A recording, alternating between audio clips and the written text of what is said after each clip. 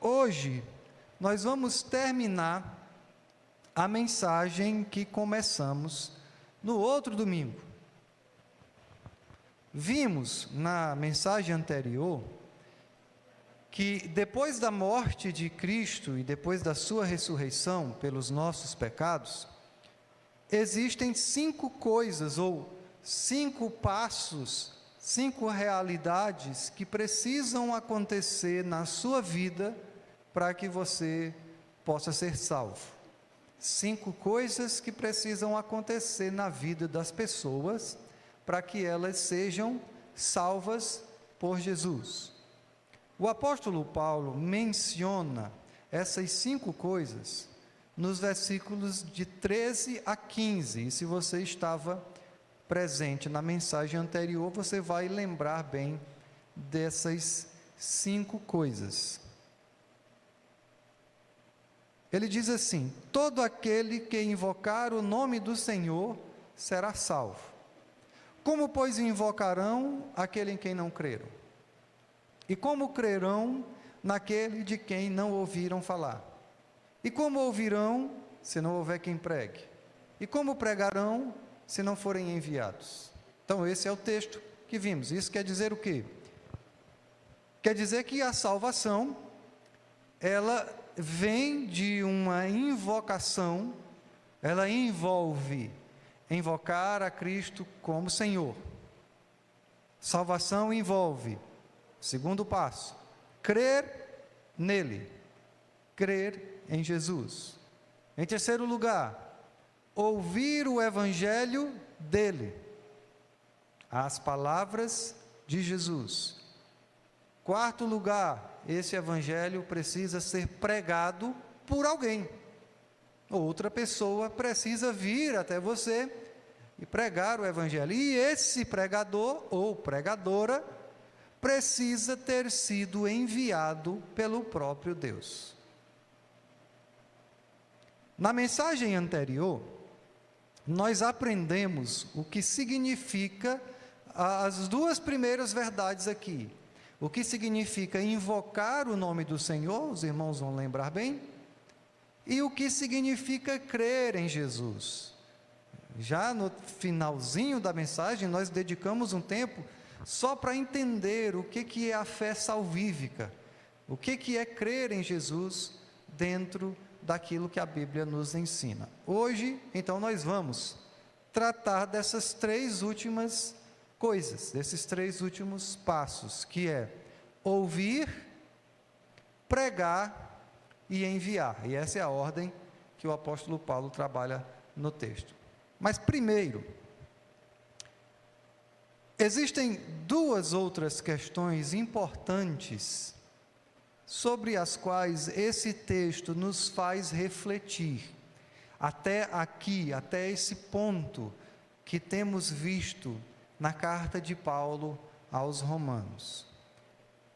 Uma dessas questões, que já até temos falado sobre ela, mas agora ela se apresenta como uma razão, como um motivo aparente para a perdição de Israel, é a própria incredulidade do povo de Israel. Então, uma questão muito séria que Paulo vem trabalhando é a incredulidade, a falta de fé de Israel, o fato de Israel, de uma forma geral, não ter acreditado em Jesus, o Messias. E a outra questão, muito importante também, que está subentendida nesse texto, irmãos, é a soberania de Deus em relação à responsabilidade do homem. Então, como equilibramos a soberania de Deus de eleger e de salvar as pessoas de uma forma completamente livre e meritória, e a responsabilidade do homem de crer em Jesus? Isso era até algo daquilo que já estávamos falando aqui no nosso estudo da EBD. Então, nós vamos lidar com esses 2 temas primeiro: incredulidade de Israel e soberania de Deus e responsabilidade humana. E aí, na conclusão, no final da mensagem, nós vamos voltar para esses 3 dos 5 passos que é ouvir, pregar e enviar. Vamos começar falando sobre a incredulidade de Israel.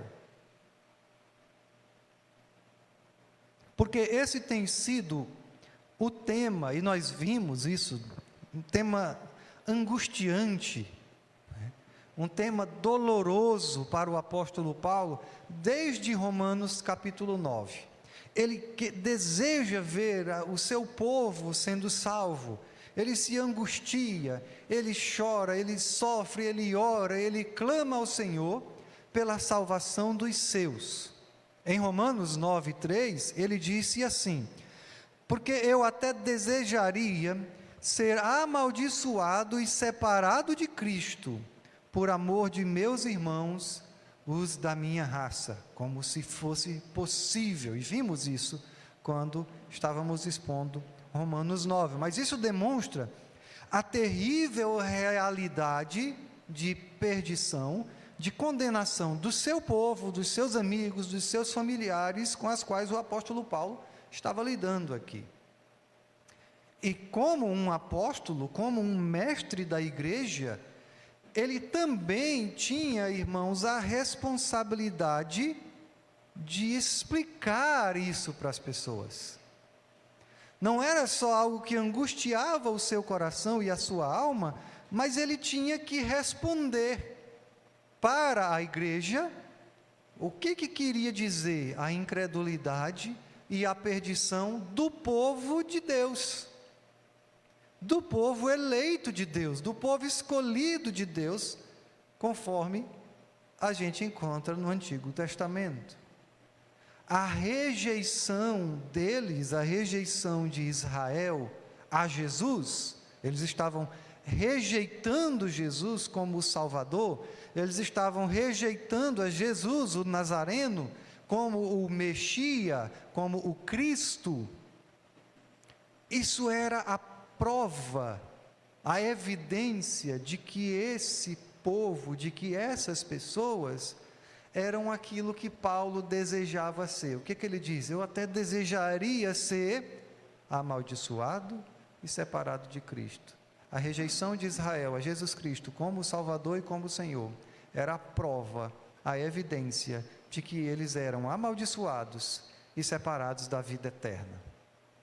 Isso quer dizer que todas as pessoas que rejeitam a Jesus como Senhor evidenciam, provam que estão separadas de Cristo e amaldiçoadas. Porque o mesmo pode ser dito sobre qualquer pessoa hoje em dia.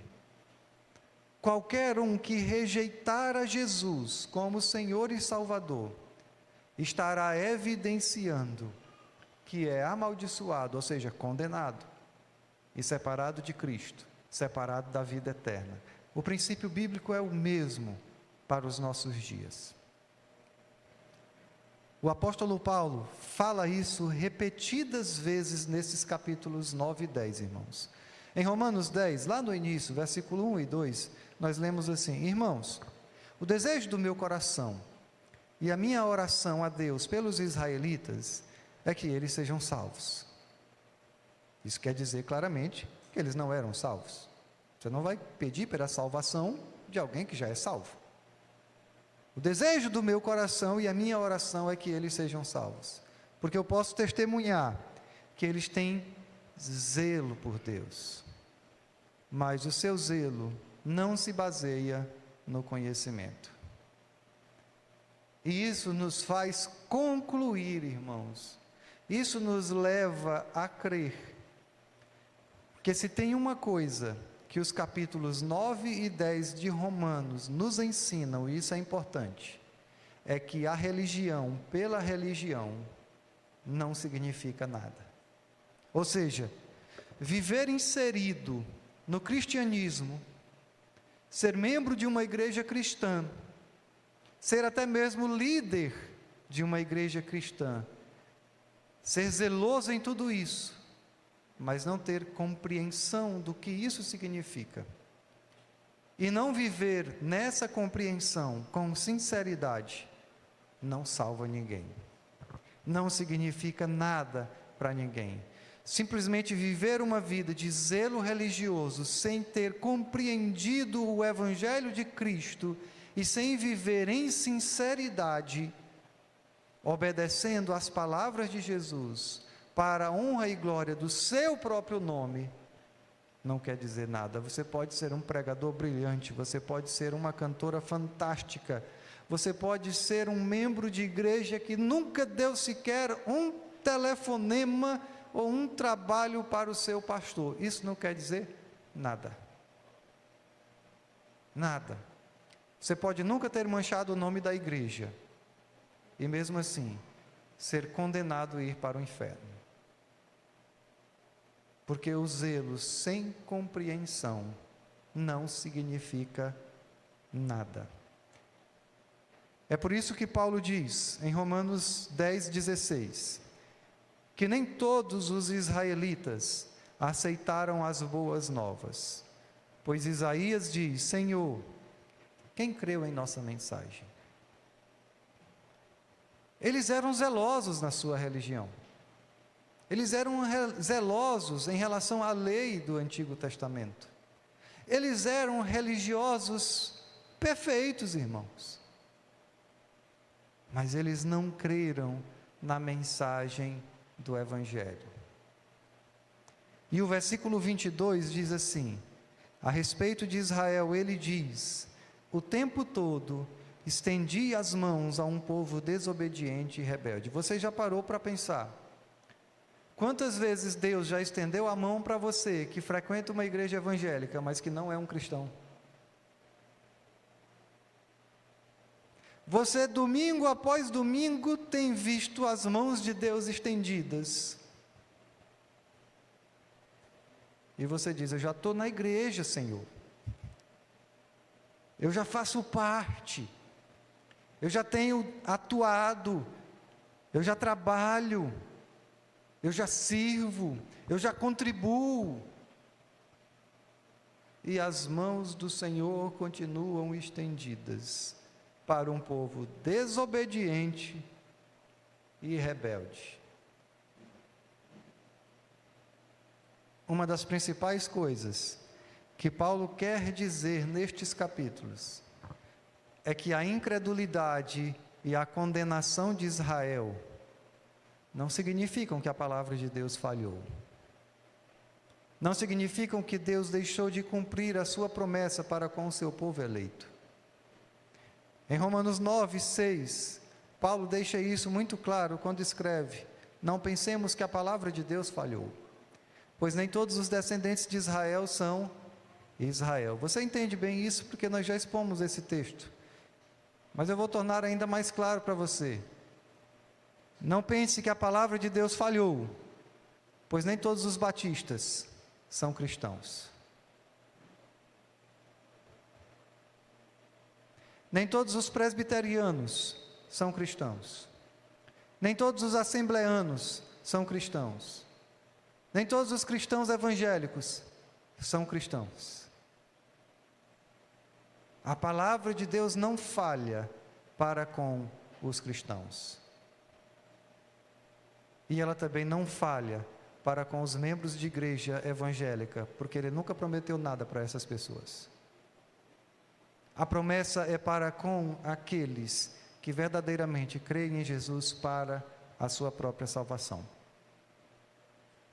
Nem todos os descendentes de Israel são Israel. O primeiro argumento de Paulo, para provar isso, irmãos, essa verdade que é central, e que muitas pessoas ignoram, essa verdade que se baseia na doutrina da eleição soberana, da eleição livre, da eleição incondicional de Deus no capítulo 9. Esse primeiro argumento de Paulo quer dizer que a incredulidade e a perdição de Israel não arruinaram os planos de Deus, porque o homem não pode arruinar os planos de Deus, porque os planos de Deus foram para que desde o início, todo aquele que Ele escolhe para a salvação, sejam salvos, porque Ele é soberano sobre a incredulidade e Ele é soberano sobre a fé. Deus determinou isso em seus planos desde o início. Eu estou falando de Romanos 9, 15 e 16, que os irmãos bem conhecem. Pois ele diz a Moisés: terei misericórdia de quem eu quiser ter misericórdia, e terei compaixão de quem eu quiser ter compaixão. Portanto, não depende do desejo ou do esforço humano, mas de Deus ter misericórdia. Alguns de nós, vamos ser sinceros aqui, alguns de nós, irmãos, se não todos nós,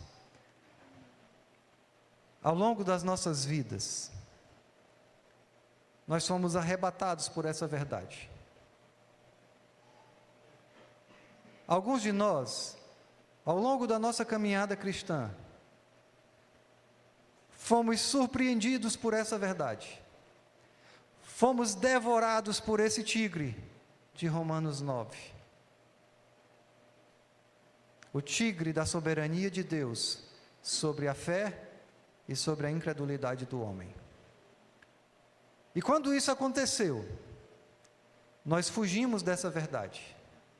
Nós olhávamos para a Bíblia e dizíamos: não, não pode ser isso, eu estou entendendo mal. Nós fingimos que essa verdade não existia. E pulávamos o capítulo 9 de Romanos e vários outros textos da Bíblia. Nós argumentávamos contra essa verdade. Até que nós choramos por ela. E eu não estou falando em sentido figurado.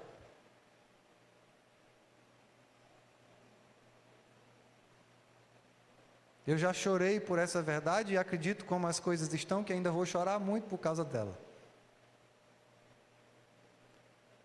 E aí, finalmente, nós inclinamos as nossas cabeças. Nós curvamos os nossos corações diante dessa verdade soberana de Deus. E aí descobrimos que ela é uma das verdades mais profundas, uma das verdades mais firmes e mais preciosas do mundo. Porque a soberania de Deus é o alicerce indestrutível da nossa fé. Nós vemos agora, irmãos, com alegria, que sem a soberania de Deus, nós não teríamos acreditado em Jesus. Que sem a soberania de Deus, nós não conseguiremos perseverar até o fim. E sem a soberania de Deus, ninguém será salvo. Nós vimos isso especialmente em Romanos 8 e 9, os irmãos lembram bem. E toda essa discussão nos leva a um dos temas mais discutidos em toda a Bíblia, quando nós procuramos entender como Deus salva as pessoas. E essa é justamente a questão da soberania de Deus e da responsabilidade humana.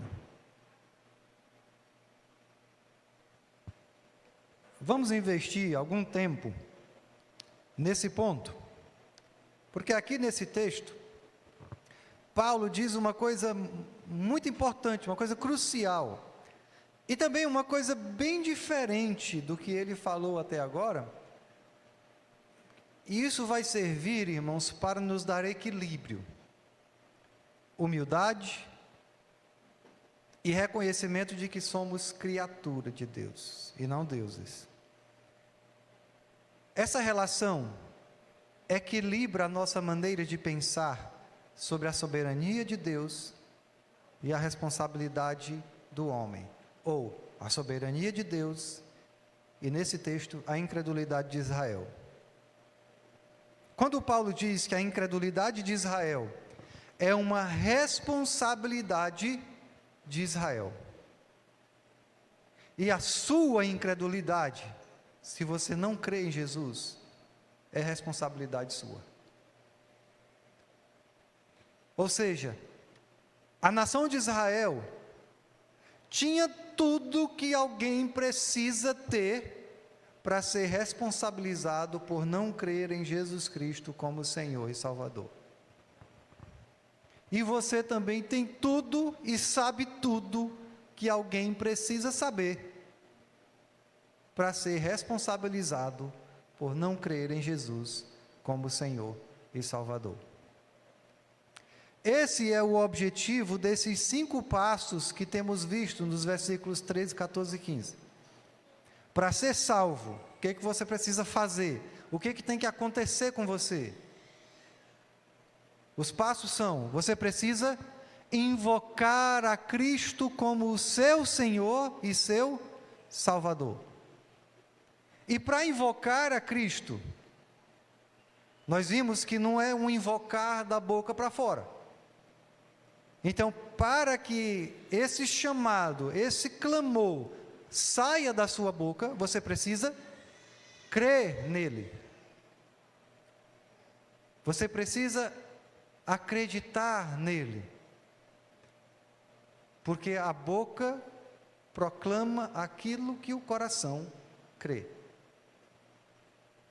E para acreditar nele, você tem que ouvir a palavra dele.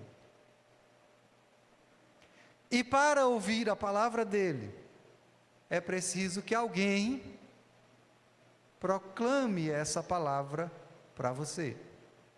E para alguém proclamar essa palavra para você, com a autoridade divina, a verdadeira palavra de Jesus, é preciso ter sido enviado por ele.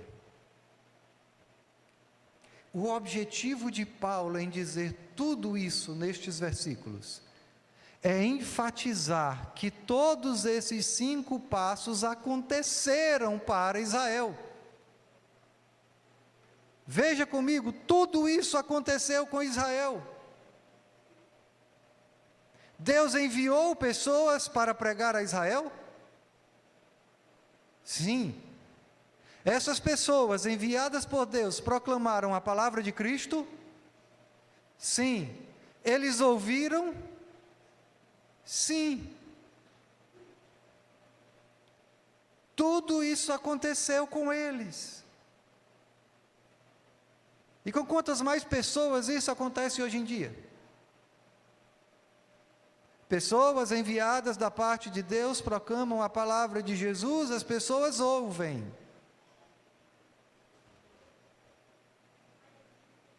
Mas não creem e não invocam. Veja aí o versículo 18. Mas eu pergunto, eles não ouviram? Ou seja, o que Paulo está dizendo? Espera aí, essas condições, enviar, pregar e ouvir, não foram cumpridas? Ele mesmo responde, claro que sim. Eles não ouviram? Claro que sim. E aí o apóstolo Paulo usa as palavras do Salmo 19, versículo 4, para enfatizar isso, para destacar isso. Ele diz assim, ó: a sua voz ressoa por toda a terra, e as suas palavras até os confins do mundo. E aqui, irmãos, eu não tenho certeza se Paulo pretende que nós entendamos essas palavras no contexto do Salmo. Porque o contexto do Salmo fala da revelação geral de Deus. É Deus se revelando ao homem por meio da natureza, por meio da sua criação. Então eu não sei se Paulo pretende que nós entendamos essas palavras como revelação natural, ou se ele está simplesmente usando as palavras do salmista, sem citá-las dentro do contexto do Salmo, para destacar a ampla extensão da pregação evangélica no mundo. Mas, em todo caso, sobre a revelação natural, ou falando sobre a revelação específica, o ensinamento principal aqui é muito claro. A mensagem de Cristo foi pregada a Israel. Todos ouviram essa mensagem, e é por isso que eles são responsáveis pela sua incredulidade. Paulo ressalta isso nos versículos 19 e 20. Em Romanos 10, 19, ele pergunta assim, ó: será que Israel não entendeu? E aí, se você ler só a primeira pergunta, não é? Você diz assim, daqui Paulo talvez vai traçar uma nova abordagem. Né? Daqui Paulo vai se reunir com os demais apóstolos e vai traçar alguma estratégia mercadológica, talvez, né? Algo mais simples, uma abordagem que as pessoas pudessem compreender. Espera aí, gente, será que eles não entenderam o que a gente falou? Vamos fazer de um jeito mais dinâmico, né? Vamos colocar aí, quem sabe, um quebra-gelo antes do culto. Né? Que tal para os homens a gente colocar uma mesa de sinuca ali, que vai atrair a galera? Né? Para as mulheres a gente coloca um salão lá para fazer cabelo, para pintar a unha. A gente não está fazendo o suficiente, mas não é nada disso, irmãos. Paulo diz assim, ó: será que Israel não entendeu? Moisés foi o primeiro que disse: farei que tenham ciúmes de quem não é meu povo, e eu os provocarei a ira por meio de um povo sem entendimento. Quem é que tinha entendimento? Quem é que eram os entendidos do negócio? Era Israel. Espera aí, que vocês estão achando que sabem demais. Moisés disse isso. O fato de que os gentios pagãos, como eles chamavam, né? Incircuncisos, quer outro nome? Impuros. Essas pessoas que não haviam sido instruídas no Antigo Testamento, estavam crendo no Messias, estavam herdando as promessas feitas a Abraão, estavam acreditando nas palavras que haviam sido preditas por Moisés, o grande libertador de Israel. Como conhecedores do Antigo Testamento, Israel deveria não só reconhecer o que estava acontecendo ao seu redor, mas isso deveria despertá-los para a verdade do Evangelho que eles estavam rejeitando. Por isso Paulo mesmo responde: será que eles não entenderam? Claramente não, porque Moisés falou isso. E aí muitas pessoas, irmãos, às vezes cristãos, saem a anunciar a mensagem de Cristo e digam: eu acho que eu não estou fazendo direito. Eu acho que tem alguma coisa de errado com a minha abordagem, não sei.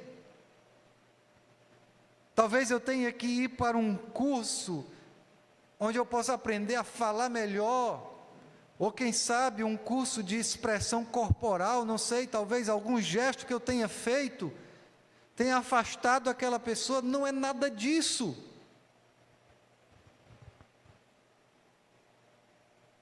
Se você anunciar o Evangelho para alguém, aquela pessoa sabe o que você está falando. Tenha certeza disso.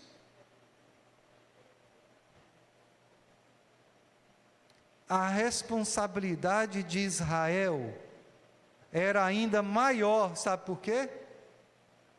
Por causa da resposta positiva dos gentios. Eles que tinham a revelação de Deus não creram.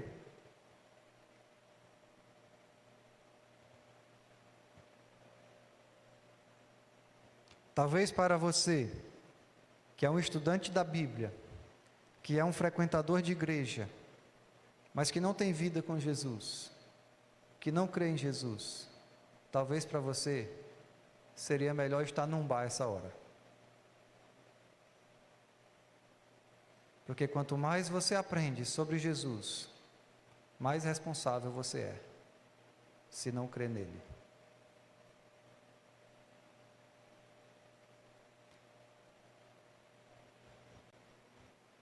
E o apóstolo Paulo vai dizer praticamente a mesma coisa. no versículo 20.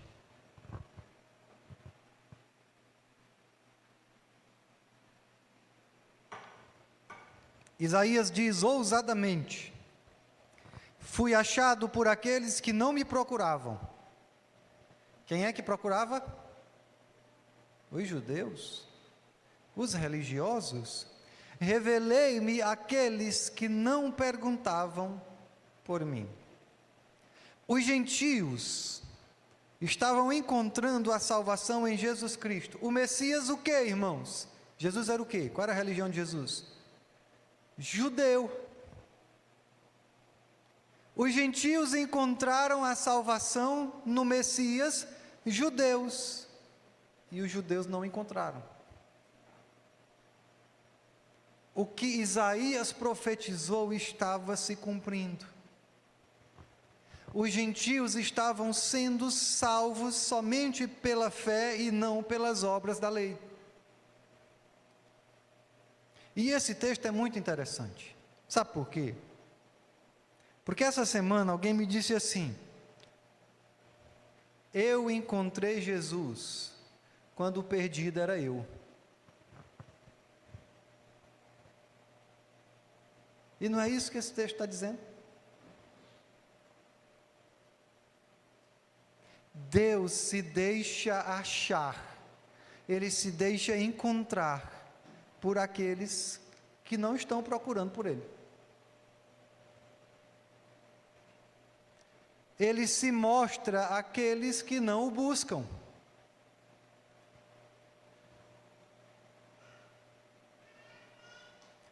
Tudo isso, irmãos, essa mensagem de uma salvação gratuita através do Messias Jesus era um escândalo para Israel. Como pode eles receberem a salvação se nós é que somos descendentes de Abraão? Como pode eles receberem misericórdia se nós é que temos nos esforçado?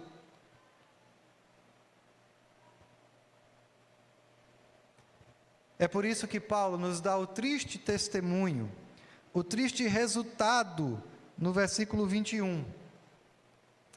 Mas a respeito de Israel ele diz: o tempo todo estendi as mãos a um povo desobediente e rebelde. Em outras palavras, Israel não acreditou no Messias Jesus, mesmo com todas as profecias do Antigo Testamento, mesmo com todos os cumprimentos dessas profecias em seus dias. Eles não acreditaram. E aí nós chegamos talvez no ponto principal dessa discussão, e eu preciso chamar a sua atenção para a maneira como Paulo descreve a incredulidade de Israel aqui. Porque é bem diferente de como a incredulidade é descrita em Romanos 9. Lá em Romanos 9, Paulo diz o quê? Terei misericórdia de quem eu quiser ter misericórdia. Portanto, isso não depende da vontade ou do esforço humano, mas depende de Deus ter ou não ter misericórdia. Deus é revelado com soberania absoluta sobre a vontade humana e sobre a sua incredulidade, não é verdade? Ele é soberano sobre a vontade do homem e sobre a fé ou incredulidade do homem. Mas eu quero que você observe como Romanos 10, 21 descreve a relação de Deus com a incredulidade de Israel, porque é diferente. Como é que é descrita essa relação com Israel, e creio que com a nossa incredulidade de hoje também, das pessoas que vivem hoje? Deus diz: o tempo todo, todos os dias, eu estendi as mãos a um povo desobediente e rebelde. Essa aqui, irmãos, é a imagem de um Deus que está estendendo a mão. É a imagem de Deus chamando. É a imagem de Deus convidando as pessoas através dos seus profetas. Convidando as pessoas através dos seus pregadores. os ouvintes não acreditam porque eles são desobedientes e rebeldes. E aí nós temos duas verdades.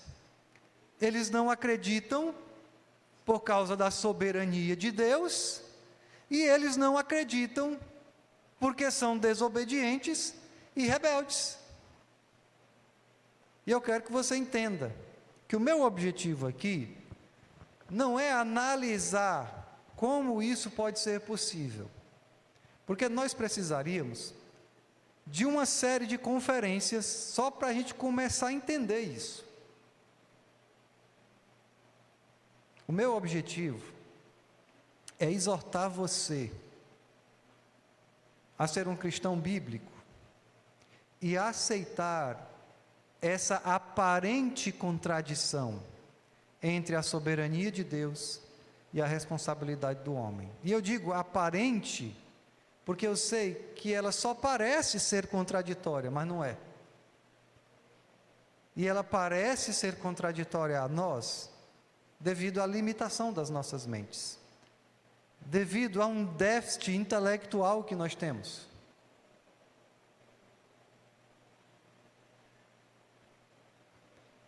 Irmãos, é muito triste quando nós encontramos pessoas que enfatizam demais a soberania de Deus sobre a vontade humana e dizem assim, é errado retratar Deus com os braços abertos. É errado retratar a Deus convidando as pessoas, chamando as pessoas. Isso não é errado. E também é triste quando nós encontramos outras pessoas que enfatizam demais a responsabilidade do homem e dizem: se Deus chama a todos os homens, então Ele não pode realmente ser soberano sobre a vontade do homem. Porque se Ele chama a todos os homens, é o homem que determina a sua salvação e Deus não tem controle sobre isso. Vocês conseguem observar esses dois erros? Ambos estão errados. Estão errados porque um grupo rejeita algo precioso e poderoso que Deus revelou sobre si mesmo, para a nossa esperança, para a nossa alegria eterna, que é a sua soberania absoluta, a sua soberania livre. Irmãos, como é bom quando as nossas forças fraquejam e nós precisamos de uma rocha firme e confiável em um mundo que às vezes parece estar completamente fora de controle. Se você não crê na soberania de Deus em momentos assim, eu não sei o que será de você. Como é bom saber, nesses momentos de dificuldade, que Deus não é bom e impotente. Ele é bom e soberano. E o outro grupo, o grupo que abraça a soberania de Deus, mas rejeita a responsabilidade humana, eles não conseguem ver como é que nós devemos amar as pessoas. Como é que nós devemos levar a mensagem de salvação para as pessoas. E chegam ao ponto de dizer, não precisamos pregar, porque Deus é soberano, então aqueles que Ele elegeu serão salvos. E essas pessoas deixam de amar as pessoas e de convidá-las com lágrimas, com a angústia que Paulo tinha pelos seus. Deixam de chamar as pessoas para Cristo e em nome de Cristo. Eu preciso que você entenda, e eu vou dizer isso de novo, que o meu objetivo não é explicar essa aparente contradição. Eu não tenho capacidade para fazer isso. O que eu posso fazer para ajudar os irmãos, para fortalecer a sua fé, é destacar aqui simplesmente 3 exemplos na Bíblia, de como essas verdades se conectam na mente de Deus, E esses são apenas 3 exemplos, mas a Bíblia tem muitos outros. Para que a gente possa, na esperança de que o Senhor vai fazer com que a nossa mente se submeta à sua palavra, mesmo quando você não consegue compreender profundamente todas essas coisas. O primeiro texto, irmãos, é o texto de Mateus 11, 25. Nesse texto, Jesus diz assim: eu te louvo, Pai, Senhor dos céus e da terra, porque escondeste estas coisas dos sábios e cultos e as revelaste aos pequeninos. E aí logo em seguida, no versículo 28, Jesus diz: venham a mim, todos os que estão cansados e sobrecarregados, e eu lhes darei descanso. Você consegue ver o que Jesus está falando aí? Deus esconde a verdade de alguns, mas convida a todos.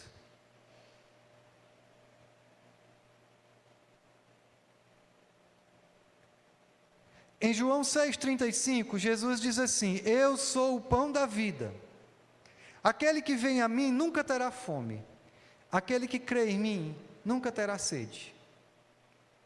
E no versículo 37 ele diz: todo o que o Pai me der virá a mim, e quem vier a mim eu jamais rejeitarei. Todos são convidados a comer e a beber de Cristo, mas somente aqueles que são dados pelo Pai vão a Ele. O terceiro exemplo está num texto que já lemos hoje, Atos capítulo 13, versículo 38. Aqui Paulo está falando diante da sinagoga de Antioquia, e ele diz assim: portanto, meus irmãos, quero que saibam que mediante Jesus lhes é proclamado o perdão dos pecados. E aí no versículo 48, Lucas diz: ouvindo isso, os gentios alegraram-se e bendisseram a palavra do Senhor, e creram todos os que haviam sido designados para a vida eterna. Todos são convidados a crer no Evangelho. Todos são convidados a serem perdoados, mas somente os que foram designados para crer recebem a vida eterna.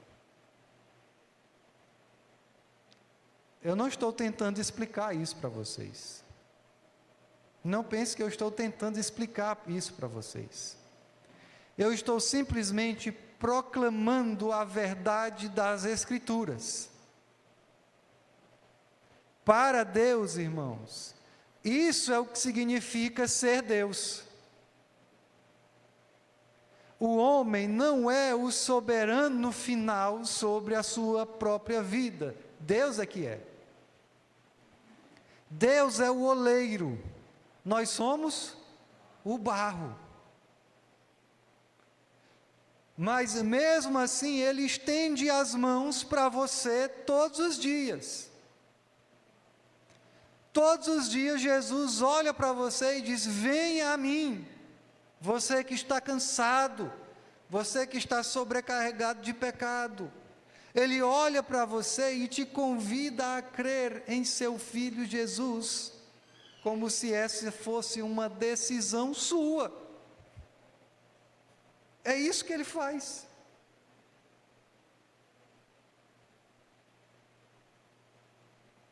É por isso que compreender a base da salvação, entender aquilo que está no centro da vontade de Deus, no âmago do plano salvífico de Deus, é algo que acontece, irmãos, de uma vida cristã madura.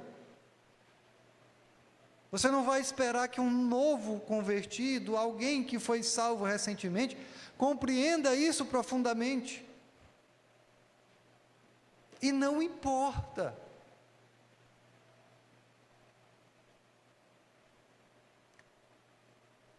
E aí tudo isso nos leva ao nosso ponto final. Eu disse que nós iríamos encerrar retornando aos 3 dos 5 passos dos versículos 14 e 15, que não foram abordados na mensagem anterior. Como, pois, invocarão aquele em quem não creram? E como crerão naquele de quem não ouviram falar? E como ouvirão se não houver quem pregue? E como pregarão se não forem enviados? Como está escrito: como são belos os pés dos que anunciam boas novas. Essa é a nossa aplicação, irmãos. Como é que eu posso ouvir a voz desse Deus? Porque se eu não ouvir, eu não vou crer. E se eu não crer, eu não vou clamar, eu não vou invocar. Então, como é que eu posso ouvir a voz de Deus? E como é que eu posso ver essas mãos que estão estendidas para mim, me convidando: venha para mim, venha a Cristo, creia em Cristo? Como é que eu posso ver as mãos de Deus estendidas? Não preciso ir lá no Rio para ver o Cristo Redentor. Aquilo é só uma estátua. Como é que eu posso ver a Jesus com os olhos da fé, me chamando para crer nele? A resposta está nesses passos descritos por Paulo. Deus envia mensageiros.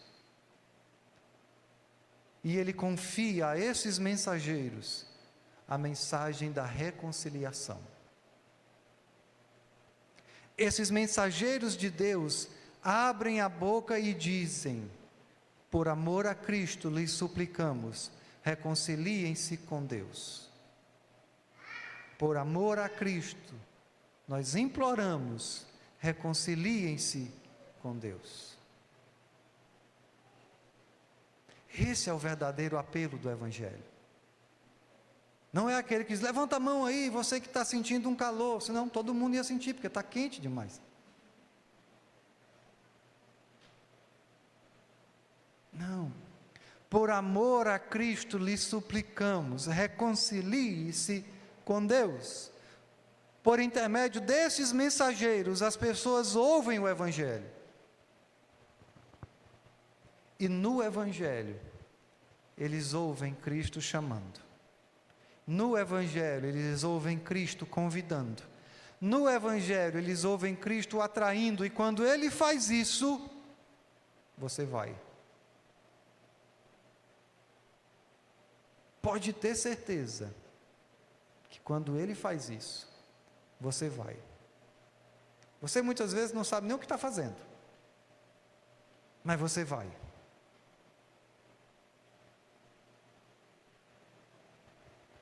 Pregadores eficazes do Evangelho não são os que têm as melhores estratégias, não são aqueles que têm os melhores planos de marketing, de comunicação, de linguagem corporal. Não. Mensageiros eficazes do Evangelho são somente os que foram enviados por Deus, porque Ele é que capacita. Falar por Cristo, irmãos, não é um impulso meramente humano. Deus abençoa os mensageiros do Evangelho enviados por Ele. Mas tenha muito cuidado aqui, viu? Não diga para si mesmo assim: eu não fui enviado. Não, eu não sou desses, né? Eu não fui enviado por Deus, então por isso eu não tenho o que falar. Eu não tenho o que proclamar, eu não tenho o que anunciar. Não diga isso. Em vez de pensar assim, diga assim: eis-me aqui, Senhor. Envia-me. Envia-me para o outro lado do mundo, para os povos não alcançados. Envia-me para o outro lado do país. Envia-me para o outro lado do estado. Envia-me para o outro lado da cidade. Envia-me para o outro lado da rua. Envia-me para o outro lado do escritório, do comércio, da escola, da mesa.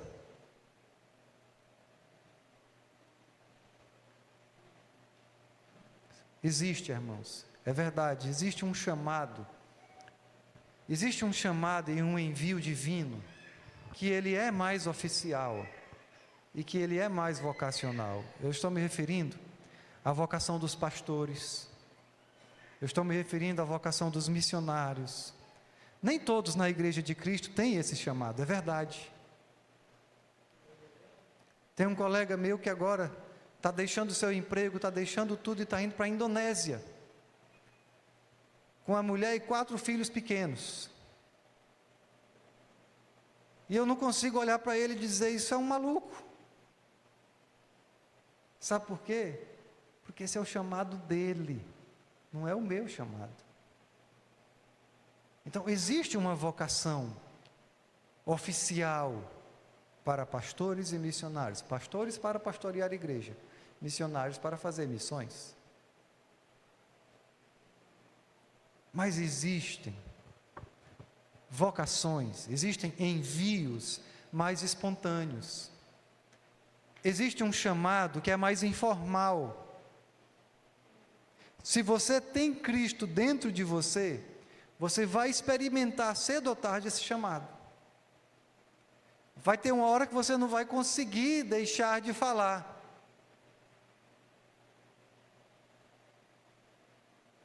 Vai ter uma hora que vai ser como um fogo que queima dentro de você. E você vai dizer assim, eu já disse a mim mesmo que não vou mais falar. E aí quando você se assusta, você está falando. Então vamos todos orar, irmãos, para que isso aconteça conosco cada vez mais.